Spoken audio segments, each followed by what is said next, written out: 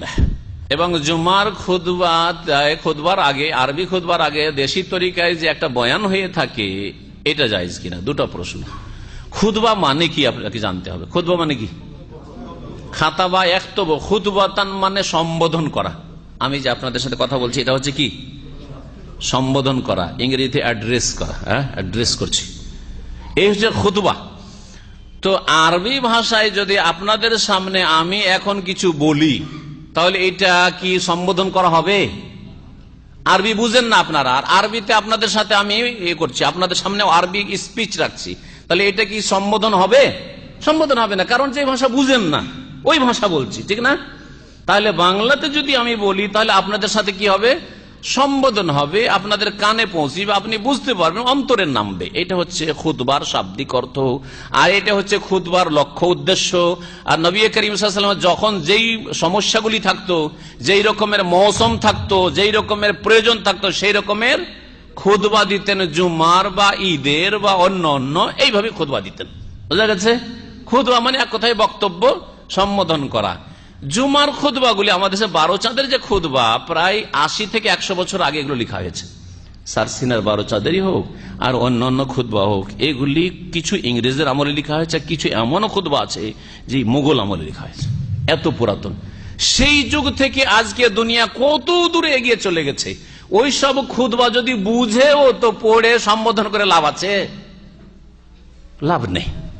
তারপরে জাতি বুঝেও না। সুতরাং আরবি ভাষায় বাঙালিদের খুতবা দেওয়া অথবা ইন্ডিয়ানদের খুতবা দেওয়া, এটি অসঙ্গত কাজ, অযৌক্তিক কাজ। খুতবা হবে দেশের বা শ্রোতাদের, মসজিদের মুসল্লিদের, জুমার হাজারিনদের মাতৃভাষায়, যাতে করে ওদেরকে সম্বোধন করা সম্ভব হয়। জুমার খুতবা, ঈদের খুতবা সবগুলি।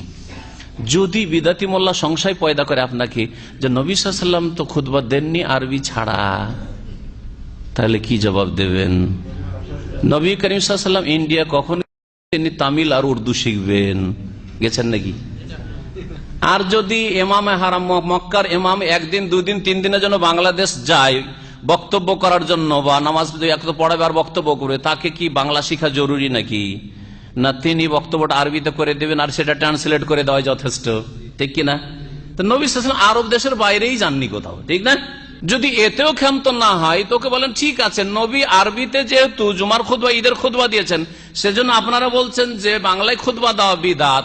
তাহলে নবী সাল্লাল্লাহু আলাইহি ওয়াসাল্লামের সাহাবীরা মাসলা মাসাইল জিজ্ঞাসা করেছেন কোন ভাষায়? আরবিতে না অন্য কোন ভাষায়? ঠিক না?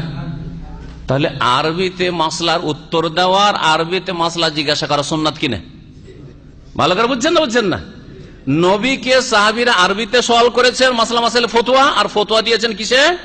আরবিতে। তাহলে আরবিতে ফতোয়া দেওয়া, আরবিতে উত্তর জিজ্ঞাসা করা, এটাই সুন্নত কিনা? তাহলে আপনার জন্য ওই হুজুরদেরকে বাংলাতে ফতোয়া জিজ্ঞাসা করা কি জায়েজ? না আরবি শিখে আসতে হবে, না আরবিতে লিখে আসতে হবে?